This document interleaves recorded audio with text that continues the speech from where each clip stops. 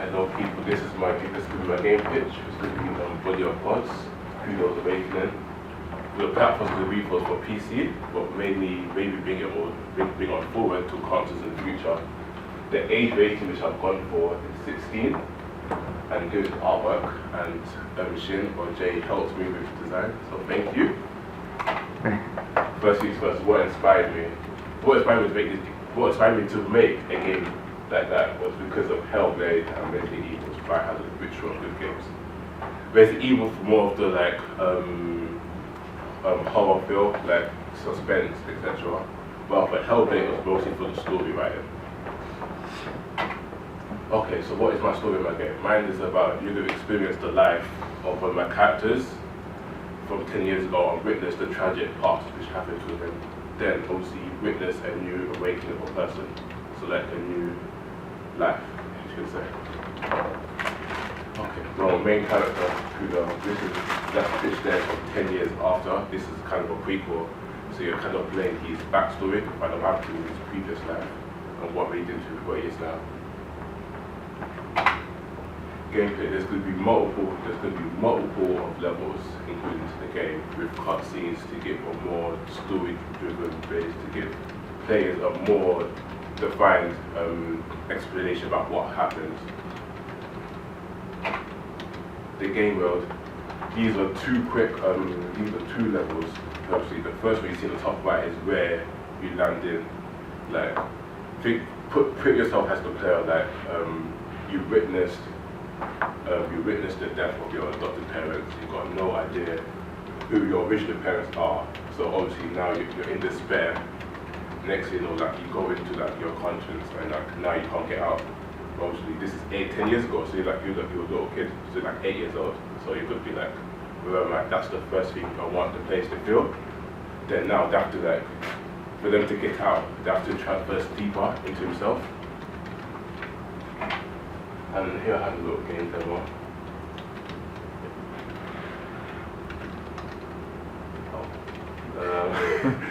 So, it might be. Oh, there we go. Hold on, people.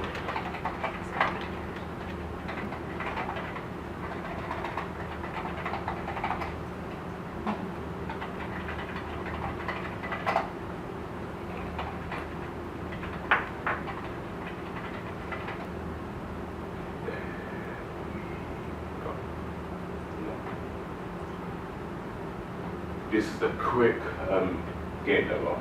Unfortunately, my PC crashed, so all the stuff I've lost, I have to start again. But then, like, as you see, I put a little parkour effects, so like collectibles you'll be able to like pick up, which will be able to like, that item will be like maybe for the future. So if you see like how you transfer onwards into the scene, you'll be able to like, when you go to different levels, you'll be able to fight enemies. Some enemies might drop a particular item, which could be a key item, which can be able to like basically give more story depth about the character and how he is in the future.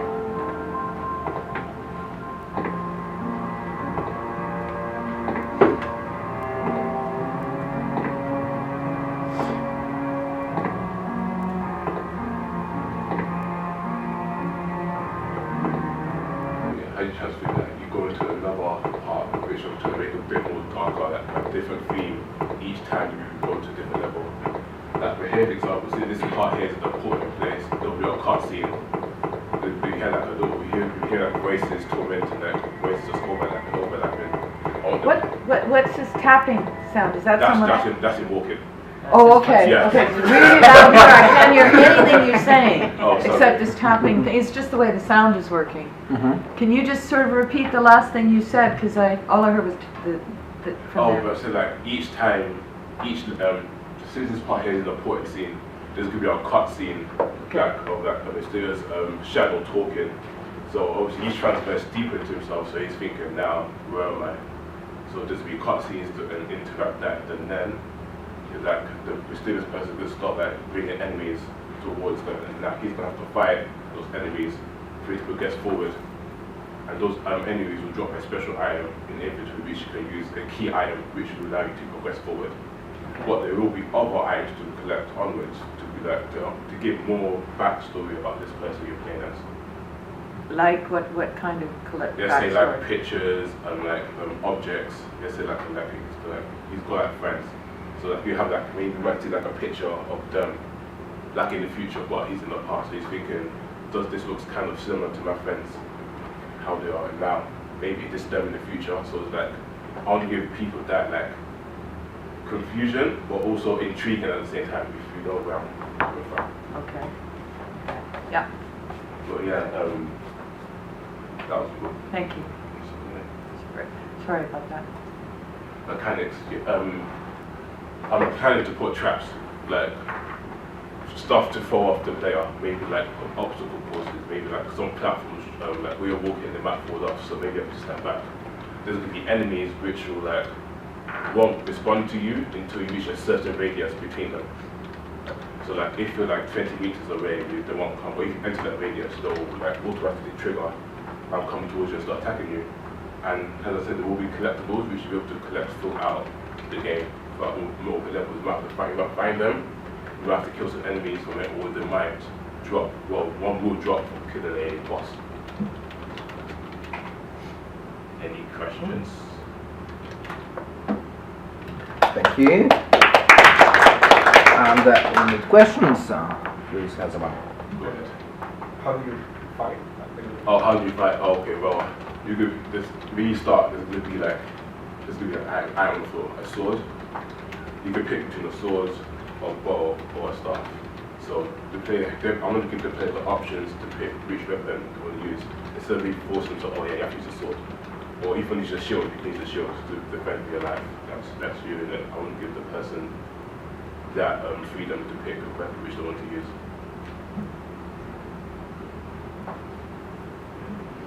Anyone else? Yes, Hope? I do have, in terms of the story, Yes. I have a concern about that you've got the past tense, the present tense, and the future tense happening. And many students have difficulty with tense. When I'm reading reports and things, they're floating all over the place between past and present and future, what you did in the past, what you're doing now, what you do in the future. So I would just caution you, you're going to include a storyline. Oh yeah, definitely. Yes, Will, okay. definitely. Yes. Be very aware of your tense. Don't just write, think about it. Is this past tense, in which case it's he did that, or I am, just be really clear. Okay. And maybe do a special read just to make sure, because otherwise Yarrick and I will be completely baffled. Yeah, I understand that. Yeah, I've got like a little script, which I'm following. I have given to a couple of people to give me feedback to make sure it makes sense. Okay. They said okay so far, so. But All right. that's them. Obviously, you're the teachers, you might know better. So. It's just something that students get mixed up, and then we can't follow it. Yeah. So just be very clear about, is it the past, the present, or the future? No problem. Okay. Anyone else?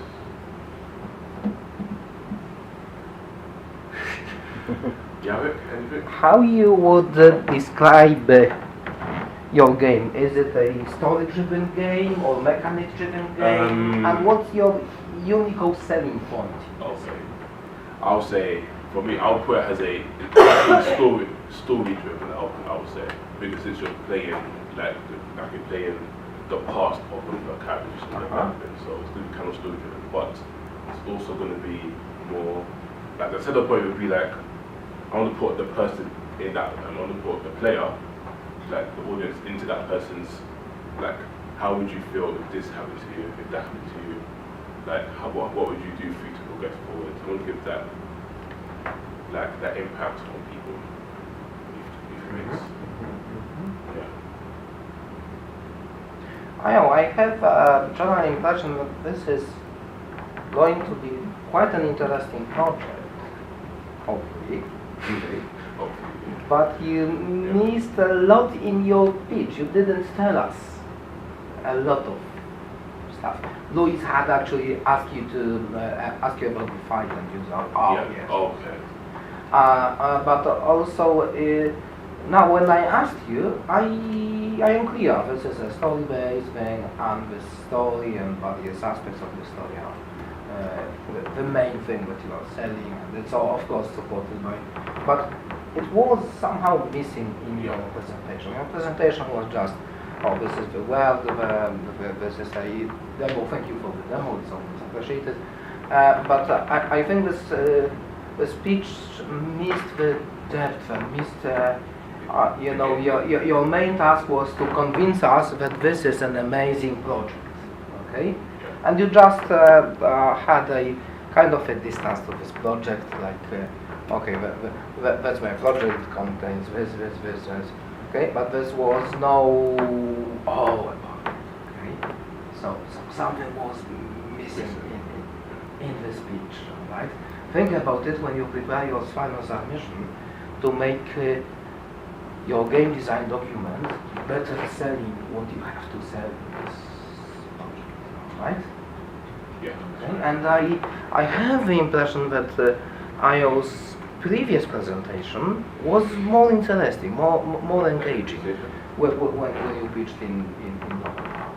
I don't think I was here for that. Sorry? I don't think I was here. No. Oh. Yeah, I wasn't here. Did you do the other presentation? No, this is my first presentation. So this is your first presentation? Yeah. So why I remember your presentation?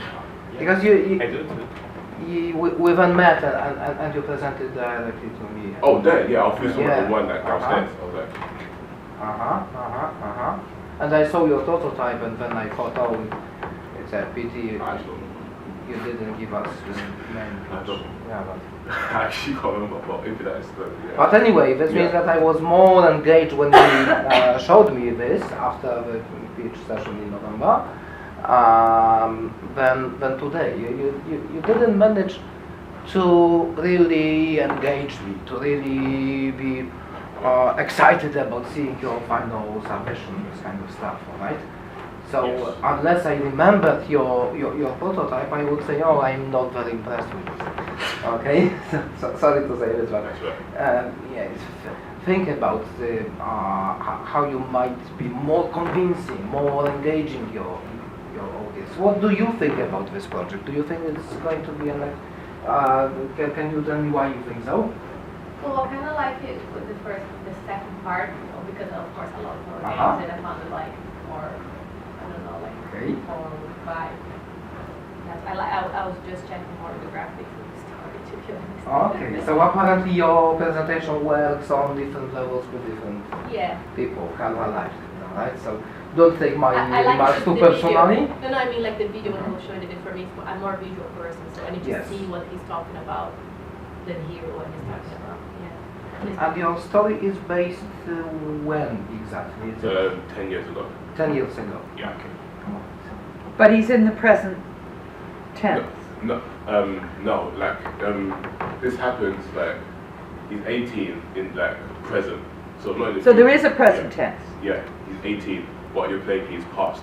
So that'll be 10 years ago, so he'll be 8. So why not, how does the present relate with the past? Why do you need the present? Because the present is how he is today, and there's like stuff that happens in the past is what benefits in the present.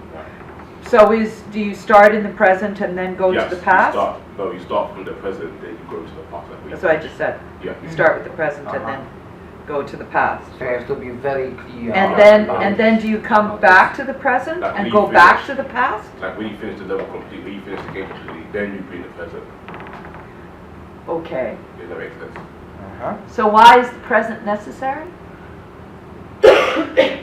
Because what he meets in the past, it has an impact in his life. Like it changes him completely in the present. Like I don't want to give too much away, but like what he meets in there, like there's like he's got like there's got like two versions of him, if I can make that sense. So like when you witness like his parents his death. Uh-huh. Like something like it's had triggered like another like a split personality. Oh, so he's this multiple personality disorder. Yeah. Not disorder, you won't say that, I won't say disorder, but something like that. It's like when you Uh-huh. travel Okay. back in time and change something so it changes you in the future. Yeah. might be strange, but Perhaps. You say, oh, Perhaps you might consider this as a I want to disorder. say, Butterfly effect? have you guys watched is an anime called Naruto? yes. You know that it's got like a demon inside of him, demon fox inside of him. It's similar, it's like that. So it's got like a creature living inside him as well. So that impact what happened in the past. In the present now is a massive deal. Mhm. So like it changes the way, like maybe this side he's like a lot more calmer, but then like something triggers it. So like the Incredible Hulk or something like that? He said that, yeah. Okay. Okay. Okay. Okay. That's why you. That didn't come across. And Okay, that so sounds that's- interesting, but we Yeah. had to ask you about it and get very interesting answer. So you have to be very clear in your final submission, Yeah. so that all this interesting stuff we now dig out from your project would be clearly put forward to us, all right? And particularly that you have these different times, what Hope thought about the tenses using the past, present, and future tense is incredibly important in your case. I have one more question. Can you explain a little bit more about how your locations connect to Egypt? Okay. Is Oh. it based? Is it real? It's not real. It's all made, all made up. So like he's in a village. He's let's say outside in the fields, like in a village, like when all this stuff happens. So like, but currently like he might be outside now. Yes, but you have pieces of Egyptian art. Yeah, in it. because the creature which possesses him is Anubis, which I was. Okay. So I was thinking he's an Egyptian god. So that's why I use all the Egyptian like science images to do. Ayo, have you made any research on Egyptian art, Egyptian architecture, and Yeah, I'm currently reading a book about Egyptian right now. Yeah. because I'm concerned with some of the scenes. For example, there is a scene in which you climb up and then discover a platform, and this platform has this gigantic painting on its floor. Yeah. Where did you find what kind of a composition? That's how Anubis takes people to the underworld. Yes, but Yeah. what is it? I think it's a. I very much doubt that this kind of painting will appear anywhere in Egypt on the floor. Okay, Egyptians just didn't use this elaborate level of graphics of graphical decorations on the floor. They had beautiful frescoes on the walls and also on the ceilings, but floors That's Roman. were very, very, very basic. Okay, so be careful about it, right? Because it's just for anyone not particularly interested in Egypt. It may look fine, all right? But for me, it was how is that? It doesn't look good, all right? So remember, keep researching about Egypt, and of course, it's a kind of a dream. This kind of stuff. God stuff, and so it doesn't have to be realistic, of course. Okay, but what I mean, it must not break the rules. Okay, so if a painting is a painting, make it a painting, not a mosaic in the floor. Alright, don't mix up things. Alright, Okay. and beware of introducing any Greek or Roman influences, which is very easy to confuse. Right? So a little bit of research may help. All right, anything else? The Tomb Raider episode I wrote was Horus and Seth, the bad guy was had a creature inside of him which was Egyptian. Mhm. So I had to do research on Egyptian myths and legends. Yeah. So I'm a bit concerned that you're not setting it in Egypt. The present isn't in Oh Egypt. no, it's not set in Egypt at all.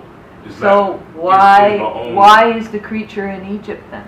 The creature's not in Egypt. The creature is inside the boy. Yeah, Yeah, but the place, but it's not set. It's like I made this place entirely new. So like, only thing I took out of Egypt was like the god Anubis. That's the only thing I took out of there. okay, well, okay. I just, because we do know our art history, and I happen to know a lot about Egyptian legends because of the research for Tomb Raider. Don't confuse us, Okay. okay? Don't confuse us. Okay.